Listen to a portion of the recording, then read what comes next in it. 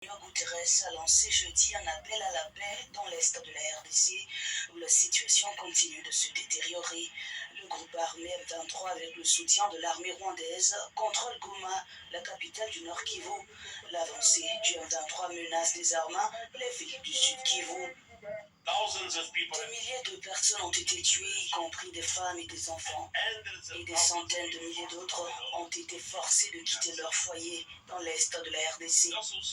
Nous constatons également que d'autres groupes armés congolais ou étrangers continuent de faire peser des menaces. Tous ces éléments ont un énorme impact sur les droits de l'homme. Nous avons d'innombrables rapports faisant état de violations des droits de l'homme, notamment de violences sexuelles et sexistes, de recrutement forcé et de perturbations dans la vie des populations.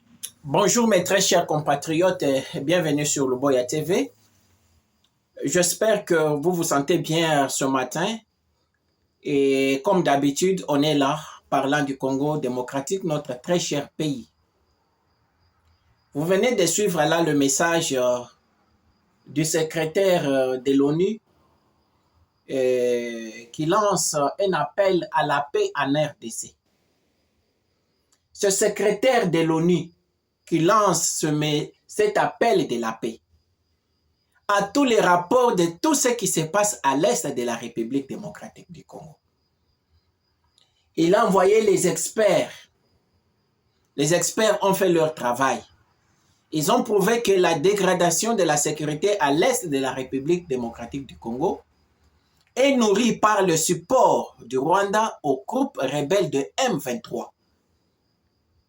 Et faut-il ce matin se réveiller, venir nous distraire la population congolaise avec un appel à la paix sans pour autant sanctionner le meneur des jeux qui est Paul Kagame.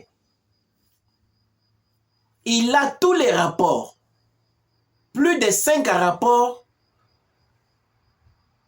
érigés par différents experts. Il pointe les doigts au Rwanda. L'appui financier, l'appui militaire, l'appui politique, l'appui idéologique.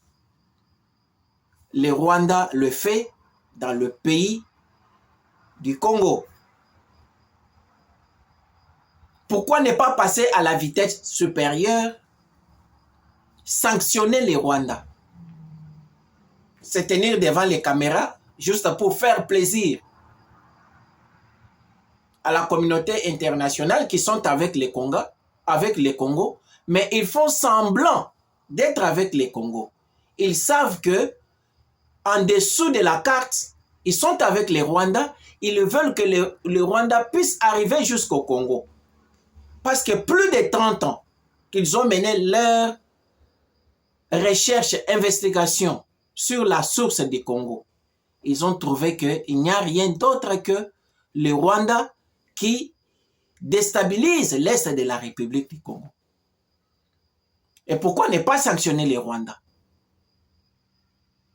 Et quand nos autorités entendent ça, ils disent que la communauté internationale est contre les Rwandais.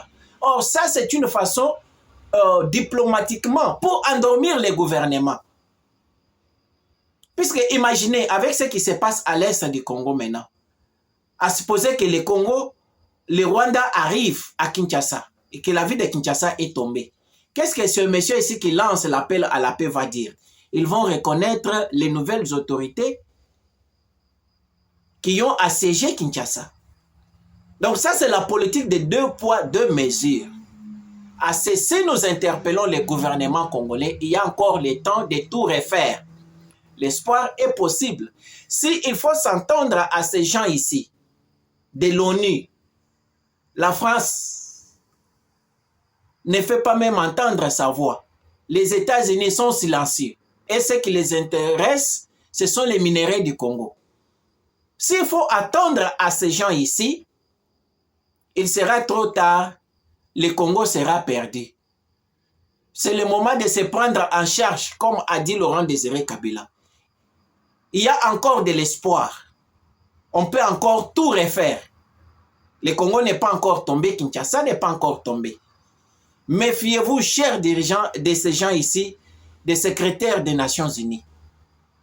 Ils savent ce qu'ils font. Ils ont la politique de 2 poids, 2 mesures. Ils supportent leur ami Paul Kagame. Méfiez-vous à ces gens ici. Ça, ce n'est pas le temps de l'appel à la paix. Le M23 a occupé le Goma. Plus de 3000 morts tués par l'armée rwandaise. Quelles sanctions ont-ils données au Rwanda? Rien du tout. Louboya TV, votre chaîne.